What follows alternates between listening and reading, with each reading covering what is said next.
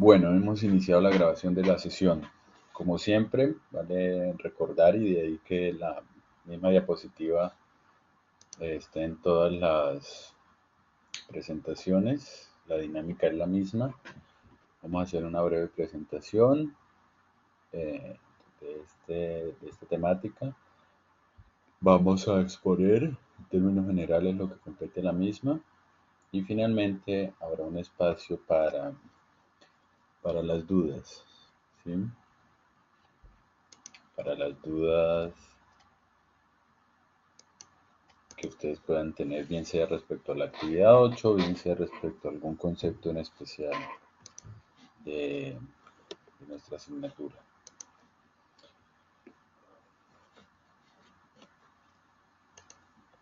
Bueno, le hemos dado el nombre de estructuras de la sexualidad a las dos lecturas que nos competen en esta sesión, ya que tanto en teorías sexuales infantiles como en la conferencia 21 se puede evidenciar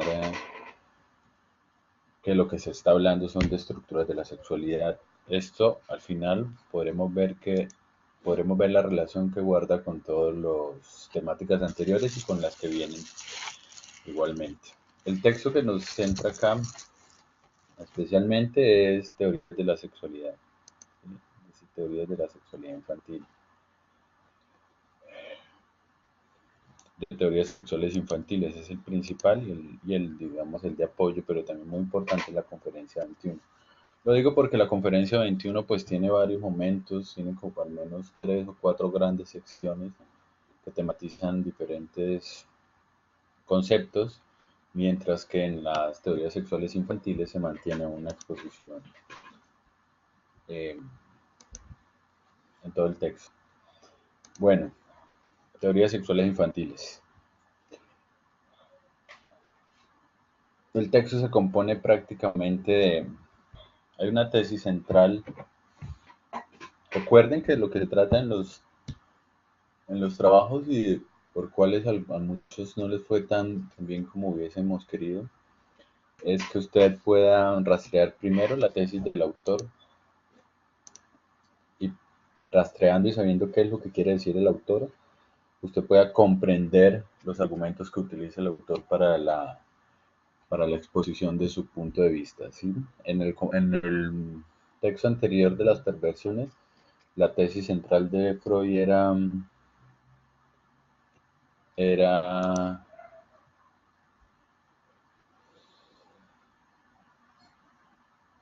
era poder mencionar que no hay una relación necesaria entre la pulsión y su objeto o meta. ¿Sí? Para ello, entonces, Freud expone diferentes casos, inversión, zoofilia, como se llama actualmente, las diferentes perversiones, etcétera. Pero el objetivo central era este, incluso él lo alcanza a mencionar en una de las conclusiones que vienen a la inversión. No, muchos se centraron simplemente en mencionar que había tres tipos de invertidos, los absolutos, los anfígenos y los ocasionales, cosa que realmente no, aunque es de algún tipo, que es llamativa, no interesa para nada prácticamente en la tesis central del autor. Se trataba de que pudieran exponer los puntos centrales del texto que sostuvieran esa tesis. Por eso yo les dejé pues entradas en el foro, les escribí también los trabajos, les dije también en el anterior video chat que de eso se tratan prácticamente todos los trabajos y todas las acciones en psicoanálisis. Teorías sexuales infantiles, entonces, del mismo modo que todos los textos que hemos trabajado y trabajaremos, tiene una tesis central. Usted se encargará de poder rastrear cuál es la tesis que quiere defender Freud allí. No es necesario que Freud la diga explícitamente, puede estar implícita, pero entonces hay argumentos que la sostienen. En teorías sexuales infantiles se trata de la generación de al menos tres grandes teorías. Hay algunas más, digamos, que se colocan al final, de al menos tres grandes teorías sexuales. Ahora bien, pregúntese usted por qué el niño genera estas teorías sexuales.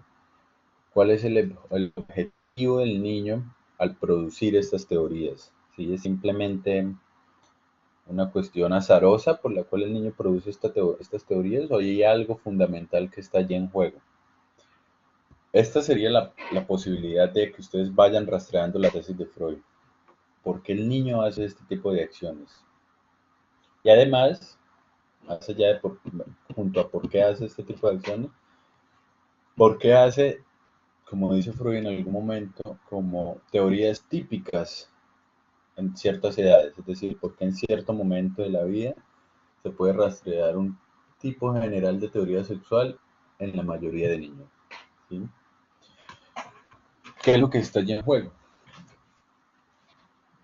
Entonces, si bien la primera parte del texto de teorías sexuales infantiles es tratando Freud, como siempre, de mostrar la veracidad o la legalidad de sus argumentos, tal como en la conferencia 21 lo hace.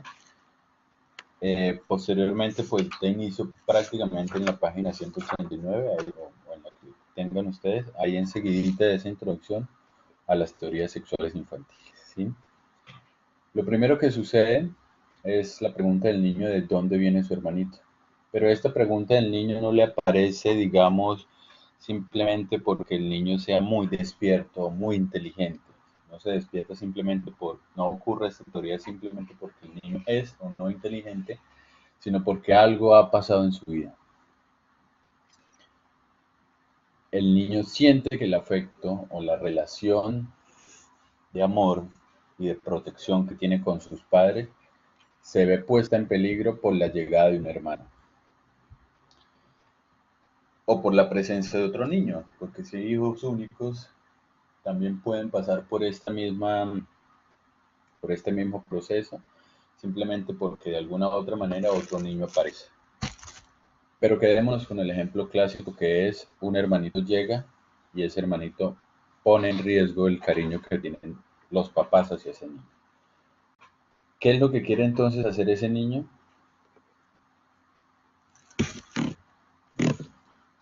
Es decir, la pregunta de dónde vienen los niños ocurre por la llegada de ese niño. Es decir, es como si el niño se estuviera preguntando, ¿qué de, qué de especial tiene ese niño para que pueda llegar acá a competir conmigo? Y por lo tanto, ¿de dónde viene todo niño?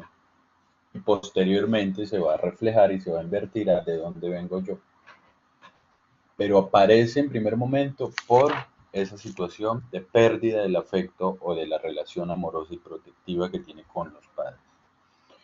Y entonces el niño pregunta de dónde viene este hermanito que le está poniendo en riesgo el amor de los padres. Y las preguntas de los padres son usualmente simplemente azarosas. Viene toda la idea de que vienen de la cigüeña o que vienen de tal lado o que hay una fábrica. Si ustedes pudieron ver, por ejemplo, la película Bebé Jefe, creo que se tituló Baby Boss, que salió hace poco en cine. El jefe bebé creo que se titulaba. Ahí está exactamente eso. ¿De dónde vienen los niños? La película El bebé jefe o The Baby Boss, no recuerdo cómo se traduce, lo que quiere mostrar es eso. El niño crea toda una realidad alternativa y hasta fantástica en grado extremo, en donde hay una producción, hay una multinacional de creación de niños. Si ustedes quieren aclararse un poco más la idea del miedo del niño ante la llegada de su hermanito y cómo a partir de eso se genera una teoría, vean esta película del jefe bebé. Allí se evidencia, estoy hablando para quienes la pudieron ver o para los que la van a ver y van a poder ver este video después. Se evidencia cómo el niño ante el temor tiene primero pues una vida muy chévere con los papás lo quieren, lo consienten, de pronto aparece un hermanito y el niño entonces ahí es donde se pregunta, ¿de dónde viene mi hermanito? Y la teoría del niño, que es bastante excéntrica, es que hay una multinacional en el cielo de generación de niños, que crean niños constantemente. Allí se evidencia exactamente lo que está mencionando Freud prácticamente un siglo antes.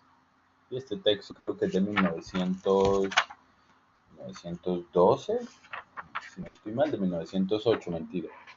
Hace un poco más de un siglo Freud estaba diciendo lo que el bebé jefe va a decir después. El niño ante la llegada de su hermanito tiene algún tipo de temor, de pérdida de amor, y busca entonces la respuesta a la existencia de este niño. Sin embargo, Freud dice algo muy interesante, que es que a pesar de las teorías que le dicen los papás al niño, el niño como que siempre sospecha de la verdad, la veracidad de estas teorías, porque pareciese que si tuviese un conocimiento, aquí no lo desarrolla muy bien Freud, pero pareciese que si tuviese un conocimiento de qué es lo que ocurre en la sexualidad.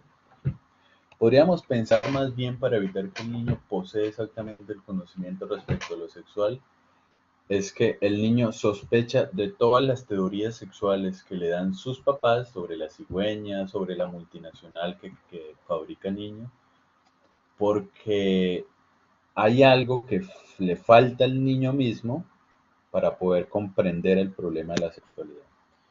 Sin embargo, pues también es importante que si el niño rechaza estas teorías es justamente porque no le terminan de convencer, ya que él puede llegar a tener un conocimiento más verídico de todo este asunto y no cree en lo que dicen los papás. Entonces, ¿qué pasa? El niño reprime esta verdad ante la instancia paterna porque la instancia paterna le está prohibiendo llegar a conocer la veracidad de este asunto. Entonces el papá le dice que vienen las cigüeñas, el niño sabe que no es así, pero va a ceder ante la instancia represiva, como sucedía en la histeria, en la obsesión y en la psicosis, cede ante la instancia represiva, pero eso reprimido, como ya podemos saber todos, no desaparece, sino que persiste. Es decir, la teoría fundamental y real persiste aunque el niño socialmente, entre comillas, acepte la teoría de sus papás.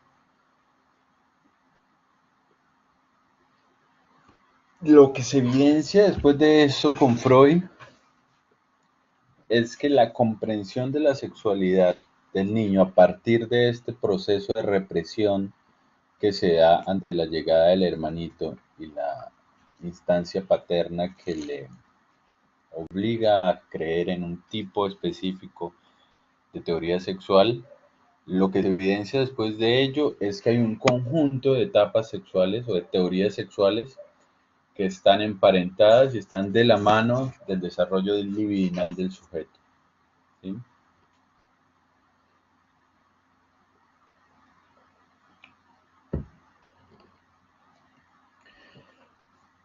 En el momento posterior, digamos, o no hablemos de posterior o anterior, en uno de los momentos de estas etapas, el niño atribuye a todo ser humano el hecho de la existencia del pene. ¿Sí? Vamos a quedarnos aquí, no vamos a problematizar aquí aún lo de hombre y mujer, que ya más adelante lo podremos tocar. Esta extensión a todo lo humano, es decir, el hecho de que el niño niegue la diferencia sexual, que para él todos, para el niño varoncito todos tengan pipí, como menciona en un caso Freud, borra la diferencia sexual y por lo tanto llega a impedir que el niño reconozca la existencia de la vagina en el proceso de reproducción y de gestación del hermanito por el cual él había estado preguntando. Como el niño no puede ver, digamos, por más pruebas que se le presentasen al niño de la existencia de las vaginas, el niño, como en el caso que menciona Freud de Juanito allí en el pie de página 8, va a decir, donde vea, digamos, el sexo femenino, va a decir que a esa persona, a esa mujer, pronto le crecerá el pipí, como estoy hablando con el vocabulario de Juanito. Como le atribuye a todos su mismo tipo de posesión de objeto, niega la diferencia sexual y niega entonces la existencia del punto importante en la procreación que será la vagina. Entonces no importa en este caso la, la evidencia, la realidad, porque el niño ya está interpretando esa realidad a partir de una estructura que está en él allí. Por eso podemos entonces mencionar que los hechos son interpretados en la estructura. El niño tiene datos, la existencia, por ejemplo, del sexo femenino, pero no sabe cómo interpretar estos datos, se le escapan estos datos, o más bien él va a interpretar estos datos según el lugar del desarrollo en que se encuentra. Esto de pronto es mucho más claro en la teoría que está ligada con el desarrollo de la libido en la etapa anal. Porque si bien hay un desconocimiento de la diferencia sexual y por lo tanto una negación de la vagina, esto lo que conllevará al niño es a postular la existencia de la gestación o del parto a través del ano, ¿sí? Es decir, que los niños son defecados. Como el niño obtiene unos datos de la realidad, digamos, está aquí en el tránsito hacia la etapa anal, en ese momento del desarrollo de su libido, no vamos a hablar aquí de años, no nos interesan porque puede ser que el desarrollo no sea por años, como está transitándose la etapa anal, lo que él interprete de la realidad va a estar interpretado a partir de los vectores o de las fórmulas de esta etapa. Entonces, como el niño desconoce y viene del desconocimiento de la diferencia sexual en la gestación, esa gestación él entonces no la va a interpretar a partir de este órgano reproductivo, sino la va a interpretar en la etapa de desarrollo libidinal anal, la va a interpretar como una defecación, ¿sí? Buscando la respuesta a este niño, negando la existencia de la diferencia sexual, pero viendo que este niño existe, entonces él no va a decir que viene, es parido por la vagina, sino que es parido por el ano, ¿sí? Y así pues las groserías que aparecen en la cultura popular. Lo mismo sucede entonces cuando el niño transita hacia el desarrollo sádico de su líbido.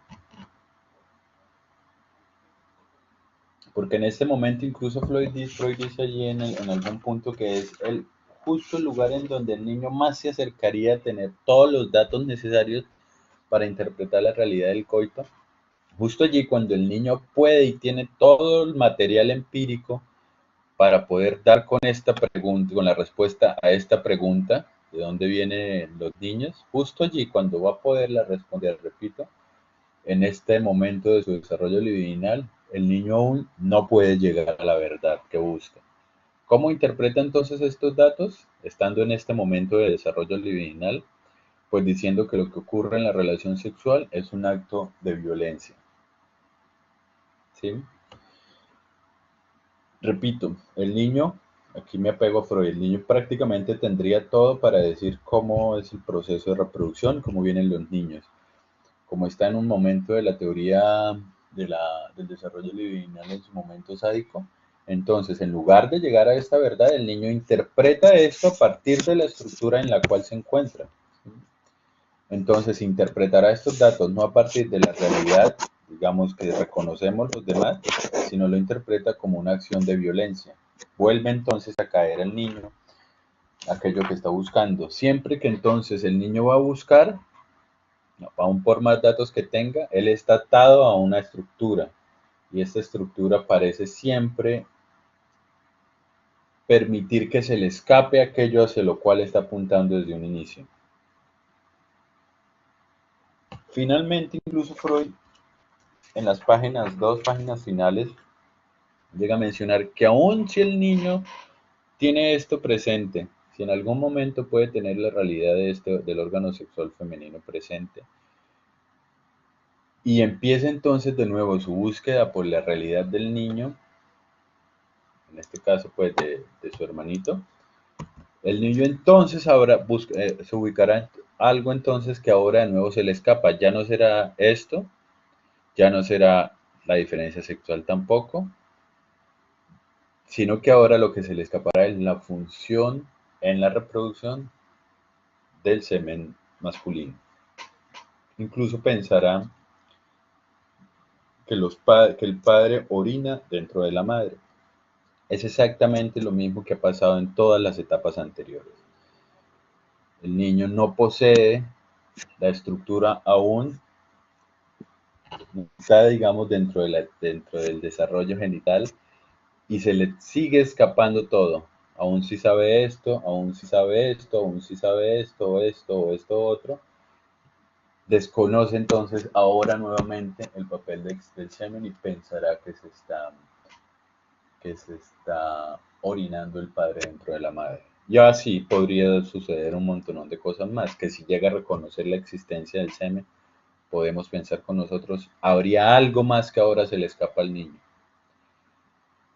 Listo, ese es como el primer texto, que es sobre teorías sexuales infantiles. Es un texto, la verdad, muy interesante de leer. Y en la conferencia 21 que nos sirve de complemento,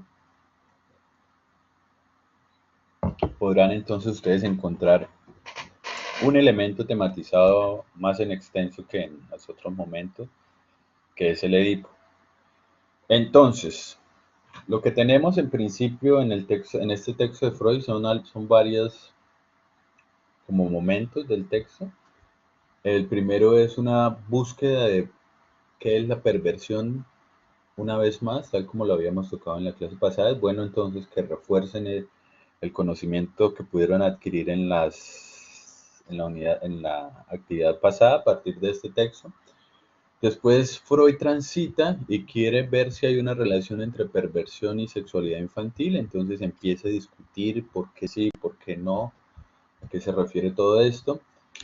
Luego pasa y nos habla de las etapas, de los tipos de etapas que hay, y nos habla allí mismo del autoerotismo, que ya nos había mencionado en el inicio de la misma conferencia, y finaliza con un largo excurso sobre lo que es el Edipo. ¿Sí? Estas son como las cuatro etapas que se pueden, los cuatro momentos que se pueden encontrar en este texto de Freud, como para que ustedes no se pierdan, no piensen que en todo momento él está hablando de lo mismo. Es una conferencia, entonces tematiza diferentes eh, conceptos. Entonces, iniciemos ese texto hablando del autoerotismo y la perversión polimorfa. El autoerotismo es el hecho de que la zona erógena, ustedes podrán consultar su definición más precisa en el diccionario de psicoanálisis que poseen desde inicio de semestre en el aula.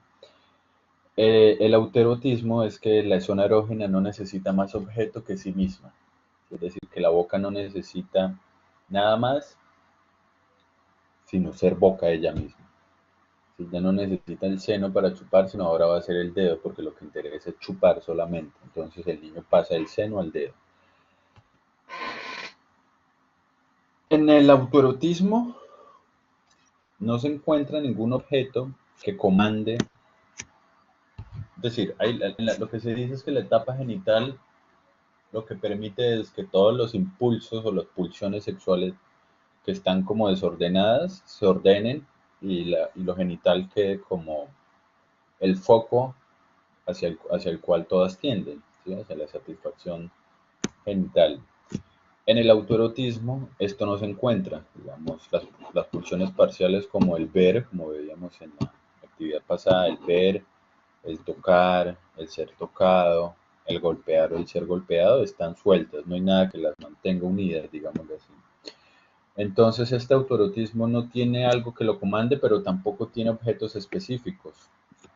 Es más, ahí en algún punto Freud dice que más o menos que es la anarquía de las pulsiones o algo similar.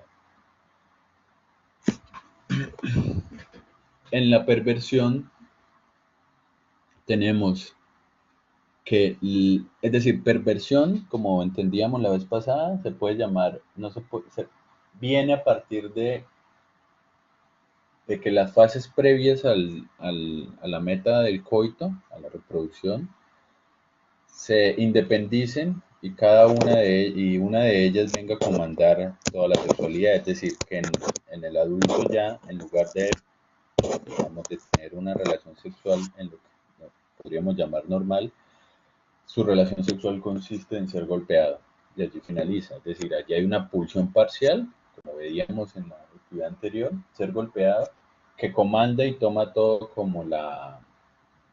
el gobierno de la sexualidad del individuo, lo mismo con el fetiche. ¿Sí? Entonces, en la perversión, para llamar a algo perverso, tenemos que pensar que es cuando ocurre este tipo de situaciones en donde una pulsión parcial comanda el resto de la actividad sexual. Por ejemplo, el golpear y todo esto que acabamos de mencionar. Más adelante Freud nos menciona que en última, si podemos decir que existe la, la perversión, tenemos que pensar que esta perversión está ya dada en la infancia, es decir, en el autoerotismo de la infancia, en el hecho de que el niño, por ejemplo, se enamore de sus heces y le guste defecar constantemente, ¿sí? En ese momento pues habría una preeminencia de la zona anal que si dicha preeminencia persiste a lo largo de la vida y viene a comandar la sexualidad de este niño como adulto, lo podremos catalogar de perversión. Entonces, hay una semejanza entre la perversión y la sexualidad infantil. Ahora bien, el punto aquí, la objeción a la cual Freud se viene a demorar algunas páginas es una objeción que se le hace igualmente en la actualidad, y es por qué llamar asexual a este componente. Freud simplemente, o simplemente no, permite mencionar el hecho de que lo sexual no tiene que ver necesariamente con el órgano, ¿sí? Con el órgano de reproducción o con los mismos órganos comunes de la satisfacción sexual. Que hay ejemplos como el de la histeria de conversión, en donde donde se evidencia a través del análisis, del psicoanálisis, una preeminencia de lo sexual, pero que desde el espectador externo a esa problemática no tendría ningún componente de sexualidad. Es decir, una mujer que sufra un tipo de dolor en las extremidades y que vaya a análisis y en análisis se evidencie que está relacionada con aspectos de su vida sexual, evidencian que los componentes sexuales no significan siempre los órganos genitales ni ningún tipo de satisfacción orgásmica, ¿sí? Esto se trae a colación porque como no hay que restringir lo sexual a lo que nosotros solemos entender por sexualidad, sino que la histeria permitiría observar que lo sexual va más allá de la genitalidad.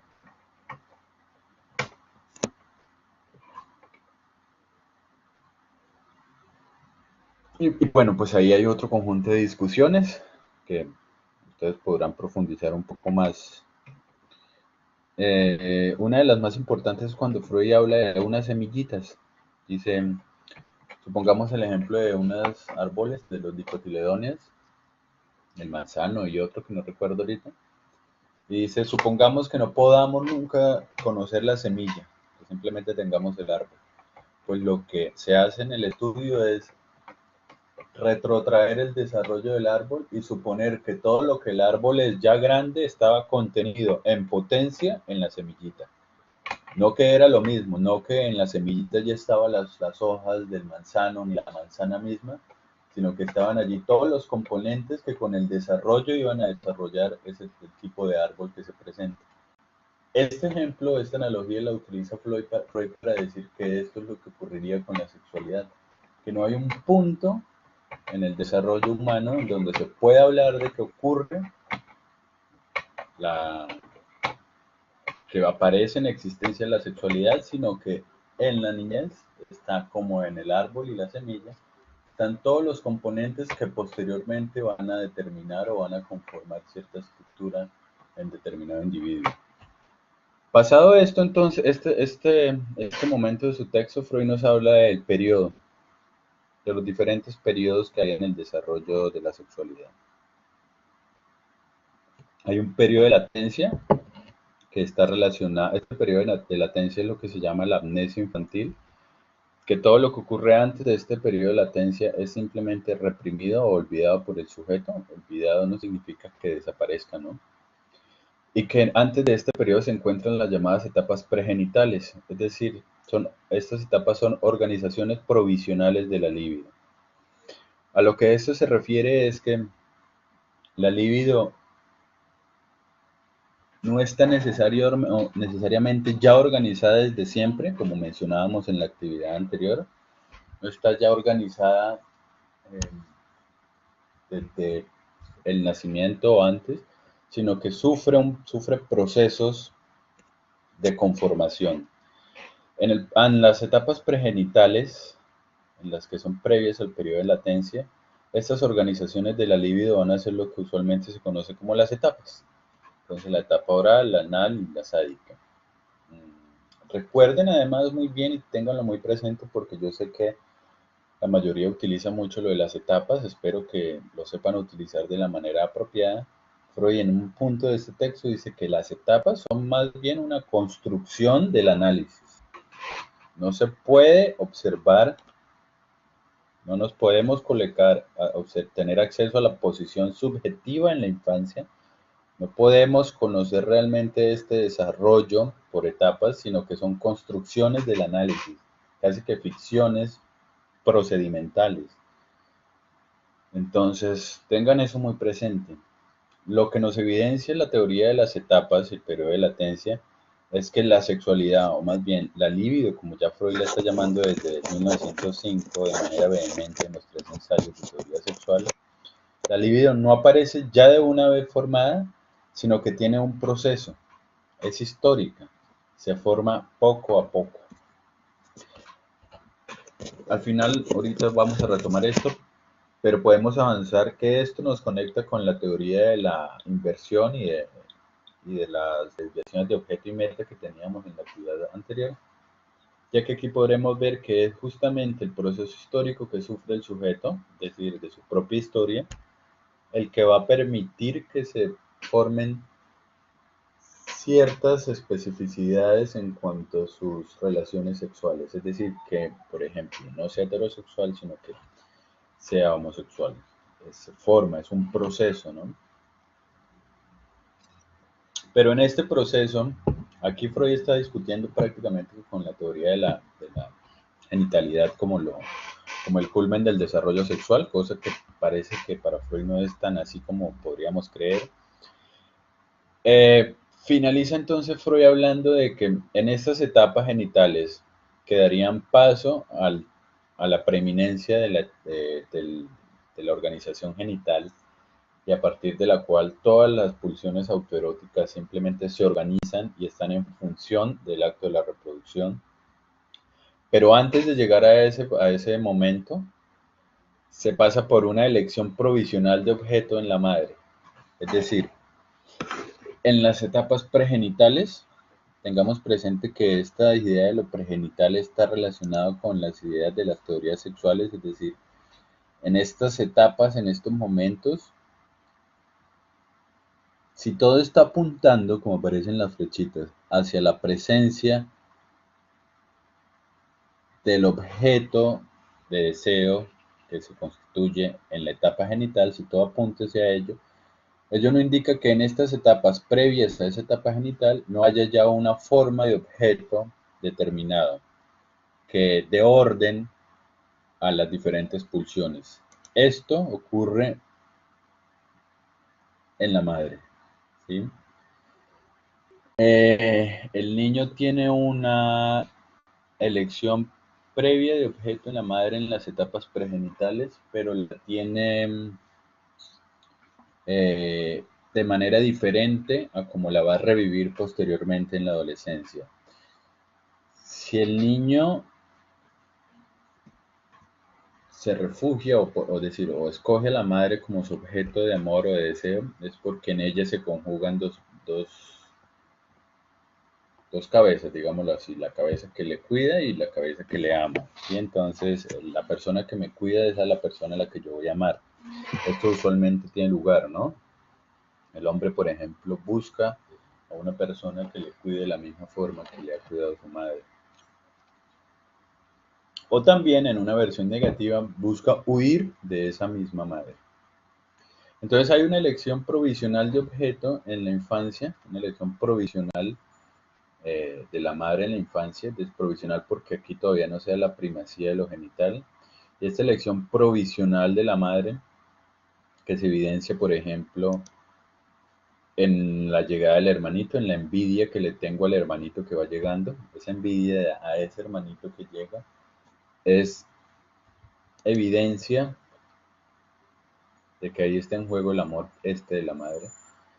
Esa elección provisional de objeto en la madre va a ser lo que se considera posteriormente en el texto como el Edipo. El Edipo no es solo la necesidad de la relación con la madre o el afecto con la madre, sino también puede ser ampliado de la madre a los hermanos. Entonces, la madre puede ser reemplazada por una hermana, incluso por un hermano. No se trata aquí necesariamente que el objeto sea la madre físicamente, empíricamente femenina mujer, porque esto es un papel en una estructura. En otras palabras, si el niño ha crecido solo con el padre y no tiene a nadie más dentro de su esquema, el padre allí va a jugar el papel de la madre, por ejemplo, podríamos pensar. Y habría que ver quién juega, o si juega también el mismo padre, el papel de padre castrador. Este rápido paso por esta, por esta conferencia lo que nos indica, como tratábamos de decir, es que la sexualidad infantil que mencionábamos aquí en un inicio es polimorfa, es decir, es histórica además. La sexualidad, tanto en la infancia como en la posterioridad, evidencia la historicidad de la pulsión. Las etapas sexuales entonces muestran que la sexualidad es una construcción histórica.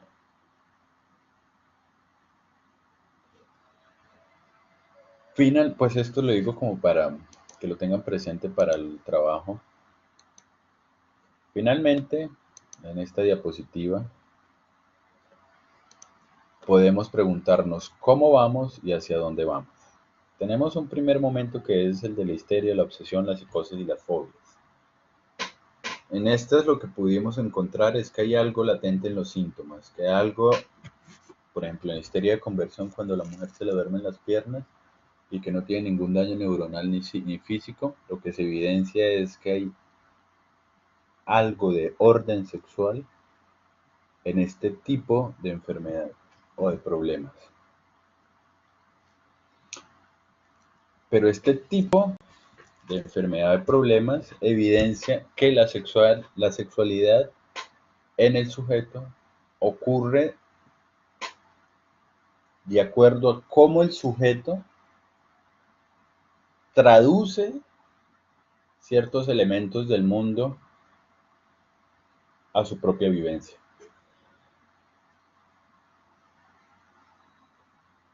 ¿Sí? Tal como en el niño, según lo que acabamos de ver, va a traducir ciertos hechos del mundo según el lugar de la estructura en el que ese momento se encuentre. En otras palabras, el niño se encuentra en el lugar de la estructura que se denomina etapa sádica, traduce el problema de las relaciones sexuales entre madre y padre como un acto de violencia. Algo muy similar ocurre acá. Eso latente en los síntomas, esa conversión que se da en la histeria, ocurre porque la persona está traduciendo cierto evento del mundo que tenga que ver con esa persona, lo está traduciendo de una forma determinada que depende de la estructura misma del sujeto. Estamos viendo el hilo que nos teje, que nos está tejiendo todas las temáticas anteriores. En las perversiones, de manera mucho más evidente, se nota que es el sujeto en su historia el que viene a conformar la forma de la sexualidad en la que él o ella se desenvuelven. ¿Sí? Y finalmente, en la sexualidad infantil podemos observar que hay una construcción histórica de la sexualidad. Ellos evidencian en la existencia de las etapas pregenitales como organizaciones provisionales de la libido, en donde estas organizaciones pueden simplemente fijarse en el sujeto y llevarlo a un comportamiento, como se menciona en el texto de Freud, infantil. Que una de estas organizaciones o etapas se privilegie sobre cualquier otra, es decir, que supongamos el chupeteo se privilegie sobre cualquier otra etapa y se fije el sujeto en esa etapa pregenital y ella venga a constituir todo lo que es el sujeto, a eso lo vamos a llamar, con Freud, perversión o infantilismo, ¿sí?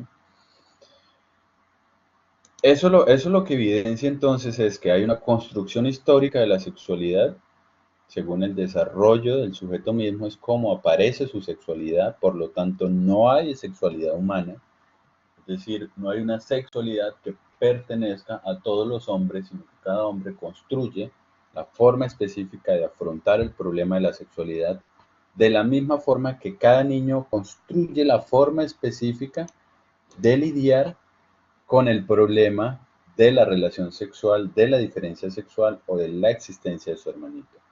Cada niño enfrenta este problema y lo soluciona de acuerdo a la específica forma en que él tiene de afrontar el mundo, de la misma forma que la construcción de la sexualidad tiene lugar.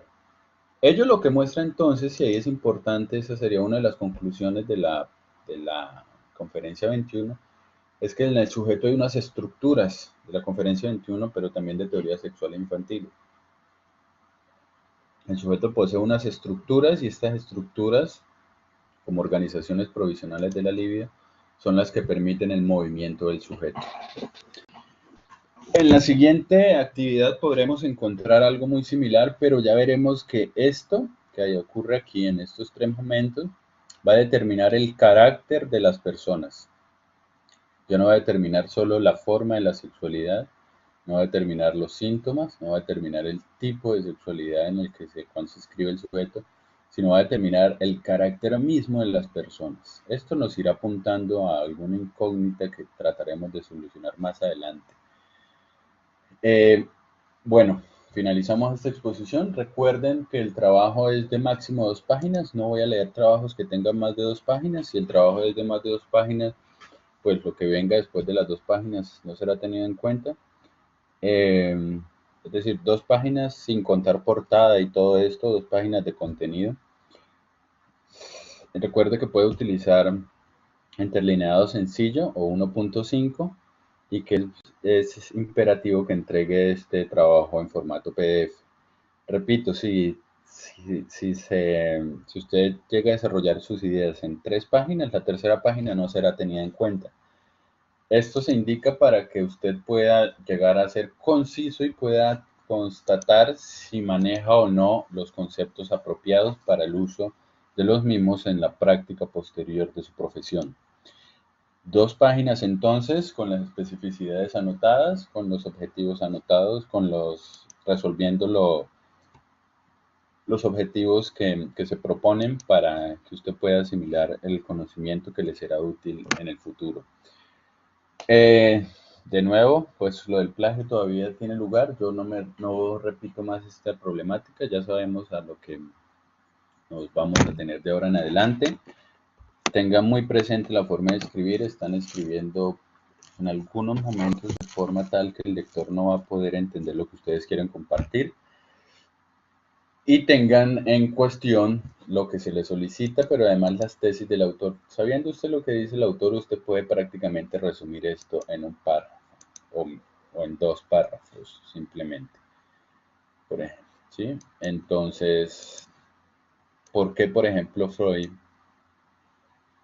como se trata de mencionar en la actividad que tenemos ahorita en nuestra aula, cuáles son las causas de las teorías sexuales infantiles? Es importante que eso, si usted tematiza eso, tematiza rápidamente las teorías, 2 o 3 teorías que pueda tematizar, allí le va a ir muy bien. No necesito que me exponga absolutamente todo.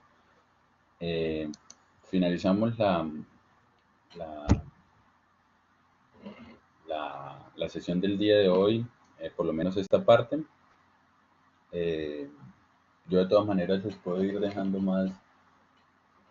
Bueno, hay un video de Dragon Ball, ahí se evidencia el problema de la castración de una manera muy clara y muy chistosa con Goku. ¿Cuál es el problema entonces con Goku allí, no? Que él supone que para él no hay diferencia sexual, ¿sí? Para Goku no hay diferencia sexual. Él supone que todos los seres humanos, como su abuelito, tienen los genitales masculinos. Cuando se encuentra con que esto no existe, Goku cae en un gran grito, en una ansiedad, en angustia. Bulma no lo entiende, ¿no? Pero Goku se encuentra que con el problema de que no hay diferencia sexual, se encuentra con el problema de la castración y eso viene a problematizar todo lo que es él.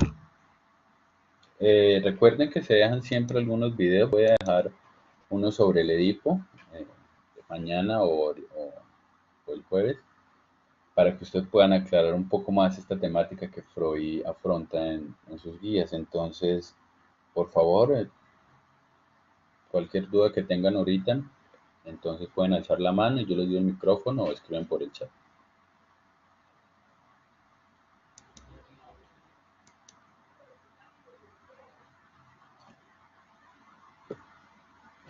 ¿No? Nadie tiene nada por preguntar, ni Dayana, ni Magda, ni María Lulú.